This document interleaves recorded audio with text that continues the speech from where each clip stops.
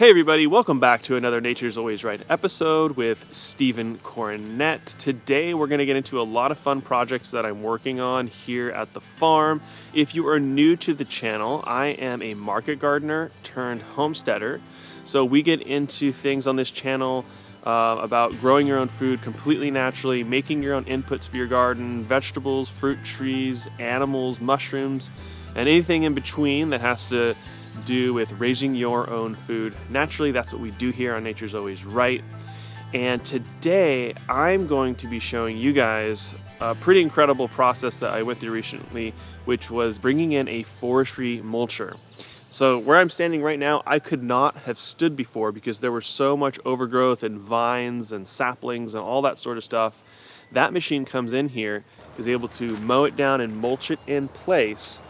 And just really open up the land for me. So we're gonna get into that today, as well as a bunch of other projects that I'm working on, like my new raised bed gardens, moving the pigs, and just giving you some more tips and showing you how that works even more, burning fires and collecting the ash. We also planted our first nut trees, a Chinese chestnut and a pecan tree. So I'm gonna give you some really good planting tips for how to set up trees really successfully. And then we'll finish up showing you everything that's changed here after the forestry mulcher has come in, all the benefits that provided me, and my plans for this new broken ground. So I'm gonna be moving the pigs into their third paddock.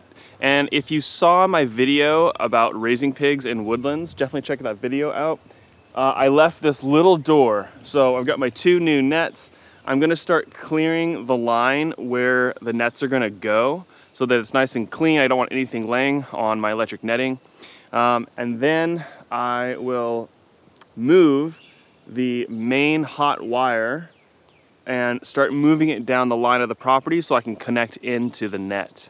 And then we'll move the pigs. I haven't fed them today yet, and it's about 12 o'clock, so they're gonna be real hungry, and that should make them move a lot more easily into this new paddock. And it's also their third move, so they should be pretty comfortable with this process now. So to clear the line super easily, I just use this forester attachment for my straight shaft trimmer. And this is just basically a rotary chainsaw, and it just cuts through things. I'll put a link down in the description for this, but I highly recommend this if you're doing any work like this. I'm just gonna go down and across and map out my fence line.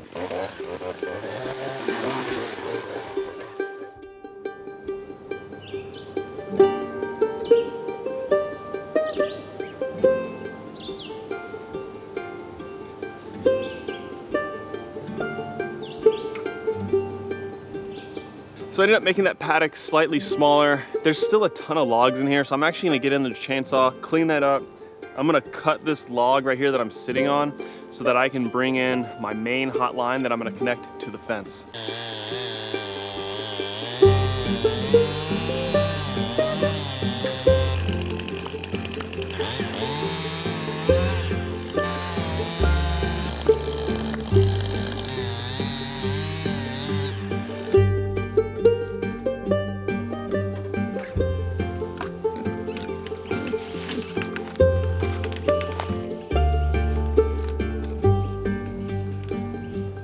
Okay, so now when I hook up the main wire back to this poly, this will all be hot. The last thing I'm gonna do is just go check my fence along the bottom, make sure it's nice and tight, make sure no sticks and things are on top of it. Okay, everything's opened up, ready to go. I'm gonna bring some food in here and we'll see if they follow me in.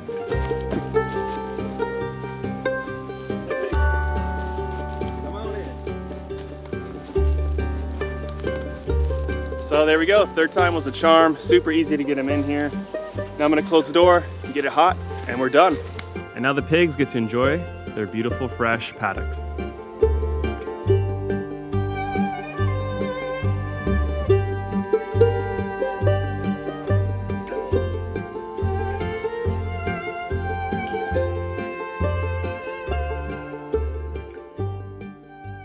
Okay, you guys, so these are my brand new raised garden beds. This is just gonna be a sneak preview.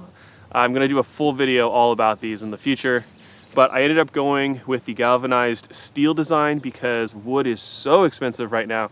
This was the cheaper way to do it, and they actually came out to be beautiful boxes. They look fantastic, and they're gonna last really well. So inside of these boxes, we did sort of a hugelkultur set up all these logs that were just sitting there. They could have become firewood, but this is even better. Provides bulk, allows me to create a raised bed that's about 2.5 feet tall and not use a ton of soil. So we'll get into that on a future video when I show you how to make these, but this is just a fantastic design. You'll see all around the internet, but so far I'm really loving it. And a few people have asked me on Instagram, oh Steven, why are you doing the raised beds? How come you're not doing like the market garden style beds like before? Well, you know, we have our own land now, so we can invest a bit more into our infrastructure. And my wife and I just really wanted really nice looking raised beds. So we're gonna do 8 of these. These are 12 foot by 3 foot. And then behind that, we're gonna do in-ground beds as well, so that I can use my direct cedar and do, you know, winter squash and melons and things like that that really wanna vine and go crazy. This is gonna be for the high turnover transplant planting, because it's really, really nice not having to bend all the way to the ground to plant. So I've really been enjoying these. We've got zucchini, lettuce, onions, tatsoi, corn in here right now, peas, got some salad mix coming up, and tomorrow my parents are gonna come over to help me and knock out a few more of these beds. So lots of great things happening in the garden, and I'm excited to start making more content about gardening again now that I finally have a garden again. So recently, since I've been setting up my gardens and putting all those logs into them, I've been processing and going through all my giant wood piles that I created from chopping down a bunch of different trees in this open field area here. Now, I made a video recently about why you shouldn't just burn your brush piles and you should make biochar out of it. Well, there is one other thing that you could do with it after burning it. You should at least do this. I'm going to be collecting all the ash from the fire that I created. And ash is a great little fertilizer that contains potassium and other trace minerals as well. And it's just a great little amendment that you can add to your garden in small amounts. It is highly alkaline, so you wouldn't want to do too much. I'm going to store this, and I will just mix in small amounts into my compost piles that I make. So as natural growers, I just want to emphasize that we're always looking for ways to acquire natural and free nutrients and things that you could find out in nature. And fire is a huge part of the regeneration process of nature. So adding this into your soil is just another great amendment that you can use. Okay, so for planting this tree, you just always want to test it and make sure that the soil level of the pot is going to be either at the soil level or slightly above. That's going to be for most types of trees. So this is a Chinese chestnut. These are really popular in Korea. They drop these fuzzy looking nuts, and inside is the chestnut, which you can roast, and it's really delicious. So I just want to rub the outside of the roots to untangle them so that it's easier for them to just go out and dive down into soil. Nothing too aggressive. And then before you seal the tree in, you want to be sure to point it straight up. I'm not adding any soil inside of the tree planting hole, just using the native soil. And then just going to want to step on the outside to help eliminate any air pockets. And I may even want to stake this tree because it's so wobbly right now, and if a big wind came, it could damage it. So I'm gonna stake this as well. Okay, this is just some landscaper's tape. I'm gonna pull the tree back and avoid attaching it to where it's gonna rub on any new growth. If this does increase in caliber, this is not gonna restrict it at all. This is also very stretchy, so it's not gonna bind up on this at all. I'll probably keep this stake in the ground for a year or two until this thing starts to harden itself a little bit more and puts out more growth and secures itself in the ground. So you might be asking yourself, Steven, why aren't you adding some compost to the bottom of this planting hole? Well, after talking to many master orchardists, planting over 100 fruit trees myself, I've just found that this is actually the best method. And we're actually mimicking nature a bit more here because trees are always fed from the top down, or they're getting the nutrients from the roots down below. But you got to think about rain, the decomposing material on the top. The rain infiltrates those nutrients down deep into the ground. And then of course you've got microbes down into the ground doing a bunch of work as well. So what I'm going to do is just top dress and just make myself a little volcano here to help capture rainwater. What I've done for nutrients, there's a lot of ways you could do this, but I've got azomite, kelp meal, a tablespoon of fish hydrolysate. You know, I'll add some JMS, Jadon microbial solution, later in the week. I just don't have any made up right now. I'll just slowly add this. We'll add the water and let it soak down to feed the roots and get this thing going. And that's it, and that's how I plant fruit and nut trees. There's other things that you could do, but I'll do an in-depth planting tutorial in the future. And then my final step, I'm just gonna put a bunch of mulch around the tree. So number one rule with mulch is keep it off of the bark, so keep it away.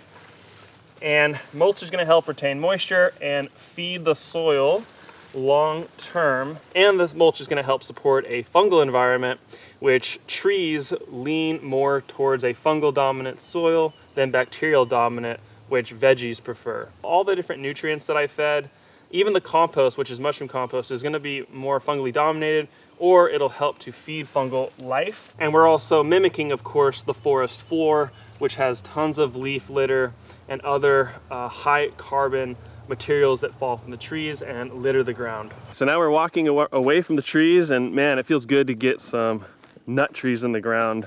And I've got a bunch of other fruit trees, blueberries, and things I still need to throw in the ground as well. So now what I want to do is show you what the forestry mulcher did. So what a forestry mulcher is, it's a skid steer with a front end that has these carbide, huge, crazy teeth. And it just comes through and mows things down and takes out, you know, the saplings, the privet, the viney stuff, brambles, all of that.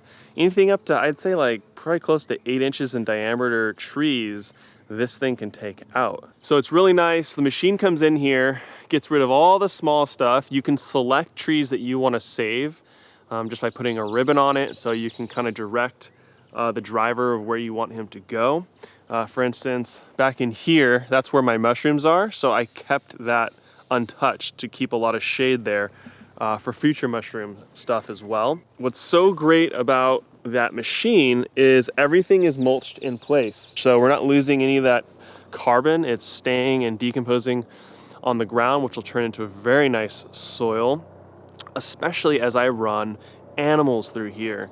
So when the animals mix in their urine and manure, the high nitrogen with the carbon, what's that? That's compost. So I'm gonna come in here, create really good soil, and as you've seen in my pig videos, I throw in cover crops. And now those cover crops come in, they're gonna add a bunch more nutrition for the soil. They're gonna feed my chickens and pigs that I run through. And in the future, I'd like to establish a perennial grass system back in here that I could run ruminants through. So this will give me an unlimited food source for those animals. Chickens, even pigs could come through. There are certain pigs like coonies that will forage on grass a lot more than some of your other standard heritage breeds. So yeah, basically, you know, what this opened up for me is an incredible amount of space. You know, my land feels even bigger now. So you can see he cleared it out to the fence line there. And then as we come around behind me, that's what it all was. Yeah, I wouldn't really be able to stand in here without that being done. I would have had to, you know, ducked under, get stuck by thorns. I'd have ticks all over me. So I just went from a complete unmanaged nightmare to now this. Now, of course, I gotta have animals continually run through here, or the woods are gonna regrow. You know, I'm seeing blackberries on the ground, more privet, saplings from the trees around here. So this would come right back. But if we get the animals in here to continually disturb, we can turn this into more of a kind of a prairie land sort of environment, and that'll be great for our animals. So what I had the forestry mulcher do was start here right next to where the pigs are, go all the way around, and basically what I've done is had him create a horseshoe all the way around the land. So it's cleared all the way back to that gazebo area. So the plan will be to keep the pigs moving, and they're just gonna continue around this horseshoe, and any other animals that I would want to run behind the pigs would just follow. Once I have an established either annual or perennial forage stand, then I could bring in sheep I think that sheep is probably going to be my next new animal that I will try. I like the idea of using a smaller ruminant that's easier to butcher on site. A cow, you know, you need expertise, you need a tractor, you need a really big freezer. You know, there's a lot more going on with raising cows, but sheep I could easily do between my front pasture and then establishing more pasture here. I could raise a ton of sheep basically for free on my own grass. So that's kind of my future plan with this space. So the other thing that you might want to know, how much did this cost me? So to get me almost about 2 acres, I'd say, cleared, cost $1,000, and it took him 1 day, about 8 hours of work. You know, if you compare that to what it would have taken for me by myself with some gas-powered tools to do that, I mean, that's the best $1,000 I've spent in a long time, I think. Just getting things cleared, moved out, and then I love that it just puts the mulch on the ground. So it's gonna help suppress growth from plants coming up a little bit, plus just be great bedding for animals and creating soil in the future out here that'll grow even better grass for me.